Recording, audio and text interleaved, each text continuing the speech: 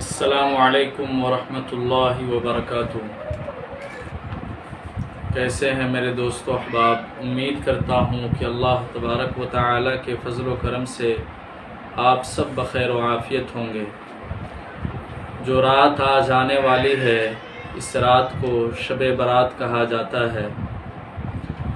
جب شعبان کی 15ویں شب آتی ہے تو اللہ تعالی کی طرف سے اعلان ہوتا ہے کوئی مغفرت کا طالب کہ اس کے گناہ بخش دوں، ہے کوئی مجھ سے مانگنے والا کہ اسے عطا کروں۔ اس وقت اللہ تعالی سے جو مانگا جائے وہ ملتا ہے، وہ سب کی دعا قبول فرماتا ہے۔ کسی کہنے والے نے کیا ہی خوب کہا ہے، ہم تو مائل بکرم ہیں کوئی سائل ہی نہیں، ہم تو مائل بکرم ہیں کوئی سائل ہی نہیں، راہ دکھلائے کسے رہ روے منزل ہی نہیں۔ میرے دوستو، حضرت مفتی سعید احمد پالنپوری رحمۃ اللہ علیہ فرماتے ہیں، شعبان کی 15ویں رات کے اعمال اور اگلے دن کا روزہ انفرادی اعمال ہیں۔ اگر ان کو اجتماعی بنا دیا جائے گا تو وہ بدعت ہو جائے گا۔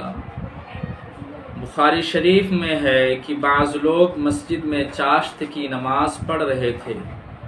حضرت عروہ رحمۃ اللہ علیہ نے اس نماز کے بارے میں حضرت عبداللہ ابن عمر رضی اللہ عنہ سے دریافت کیا تو آپ نے فرمایا یہ بدعت ہے۔ حالانکہ اس نماز کا احادیث سے ثبوت ہے۔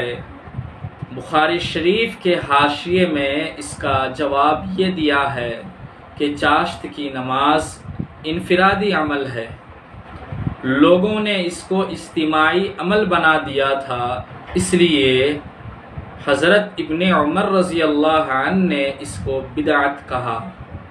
اور آج کل عام طور پر لوگوں نے شب برات کے اعمال کو بھی اجتماعی عمل بنا دیا ہے، اس لیے اس سے احتراز کرنا ضروری ہے۔ لوگ اس رات میں اپنے گھروں میں ضرور نوافل پڑھیں، اپنے لیے، اپنے مردوں کے لیے استغفار کریں اور اگلے دن روزہ بھی رکھیں، یہ مستحب ہے۔ مگر مسجدوں میں اور قبرستان میں اکٹھا ہو کر نہ کریں، یہ بدعت ہے۔ اور اس رات کے اندر آج کے ماحول میں یہ دیکھا جاتا ہے کہ ہمارے جو نوجوان ہوتے ہیں وہ رات کو بائک لے کر کے رائڈنگ کرتے ہیں، سڑکوں پر بائک دوڑاتے ہیں اور اسی طرح سے آتش بازی کرتے ہیں، چراغاں کیا جاتا ہے، رسم حلوہ ہوتا ہے۔ ان سب چیزوں کی ممانعت ہے اور ان سب چیزوں کا ثبوت ہمیں کہیں سے نہیں ملتا ہے۔ دوستو، شعبان المعظم کے مہینے میں اللہ کے رسول صلی اللہ علیہ وسلم اکثر روزہ رکھتے تھے۔ چنانچہ حضرت عائشہ رضی اللہ عنہ کی روایت ہے، ما رأيت رسول اللہ صلی اللہ علیہ وسلم استکمل صیام شہر قط الا رمضان وما رأيته في شہر اکثر منہ صیاما من شعبان۔ یعنی میں نے کبھی نہیں دیکھا کہ رسول اللہ صلی اللہ علیہ وسلم رمضان المبارک کے علاوہ کسی پورے مہینے کے روزے رکھے ہوں، اور میں نے نہیں دیکھا کہ آپ صلی اللہ علیہ وسلم کسی مہینے میں رمضان سے زیادہ نفلی روزے رکھتے ہوں۔ اس سے معلوم ہوا کہ اللہ کے رسول صلی اللہ علیہ وسلم کا یہ معمول تھا کہ آپ شعبان المعظم کے مہینے میں کثرت سے روزہ رکھتے تھے، اور اللہ کے رسول صلی اللہ علیہ وسلم نے اسی مہینے کے بارے میں اللہ تبارک و تعالی سے آپ نے یہ دعا کیا تھا، آپ یہ دعا فرماتے تھے، اکثر یہ دعا کرتے تھے، اللہم بارک لنا فی رجب و شعبان وبلغنا الی رمضان۔ اور 28 اور 29 شعبان المعظم کو چھوڑ کر باقی جتنے بھی دن ہیں اس میں اللہ کے رسول صلی اللہ علیہ وسلم روزہ رکھتے تھے۔ تو میرے محترم بزرگوں اور دوستو، یہ رات بہت ہی قیمتی رات ہے۔ اس رات کو ہم یوں ہی ضائع نہ کریں۔ اگر ہم سے ہو سکے، ہماری استطاعت ہو، تو ہم اپنے گھر کے اندر نوافل پڑھنے کا، قرآن کریم کی تلاوت کرنے کا، استغفار کرنے کا اہتمام کرے۔ اگر ہم سے یہ نہ ہو سکے تو ہم عشاء کی نماز پڑھ کر چپ چاپ سو جائے، نہ یہ کہ ہم بائک لے کر کے سڑکوں میں گلیوں میں پھریں، اور صبح کی نماز جو ہے ہم اسے باجماعت ادا کریں۔ اور اگر ہم سے ہو سکتا ہے تو ہم 15ویں شعبان کا روزہ رکھیں۔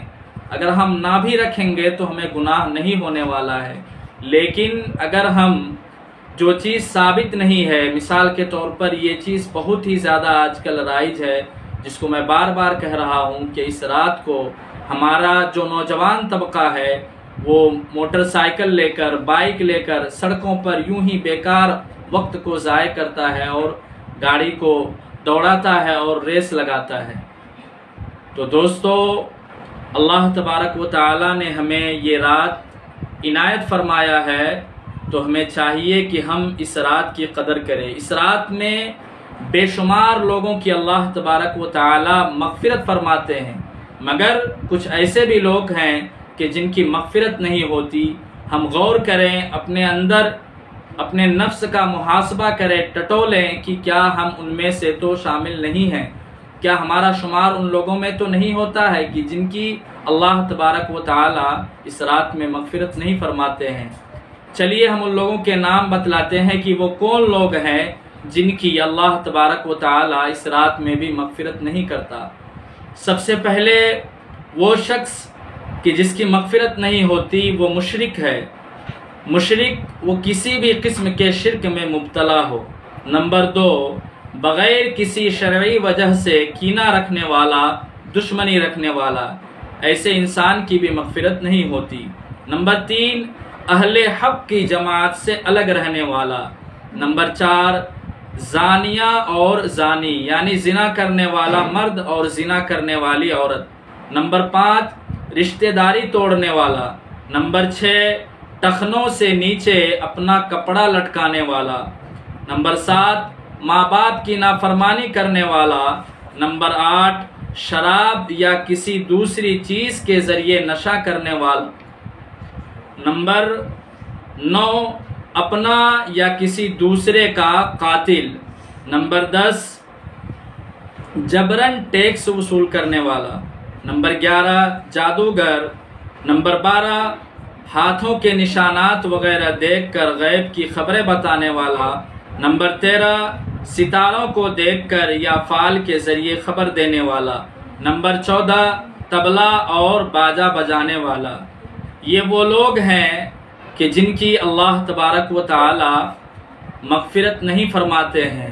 تو ہمیں چاہیے کہ اگر ہمارا شمار ان چیزوں میں سے کسی بھی ایک چیز میں ہو رہا ہے تو آج ہی اللہ تبارک و تعالی سے سچی پکی توبہ کریں اور اللہ تبارک و تعالی سے یہ عہد کریں کہ اے اللہ، آج کے بعد سے ہم سے دوبارہ یہ گناہ صادر نہیں ہوگا۔ اور جو مبارک رات ہمیں نصیب ہوئی ہے، اس رات میں اپنے آپ کو زیادہ سے زیادہ عبادت کر کے جنت کا مستحق بنائیں، نہ کہ جو دیگر بدعات ہیں، جو دیگر خرافات ہیں، ان کو کر کے اپنے آپ کو جہنم کا مستحق بنائیں۔ السلام علیکم ورحمۃ اللہ وبرکاتہ۔ آپ سب اپنا خیال رکھیے گا۔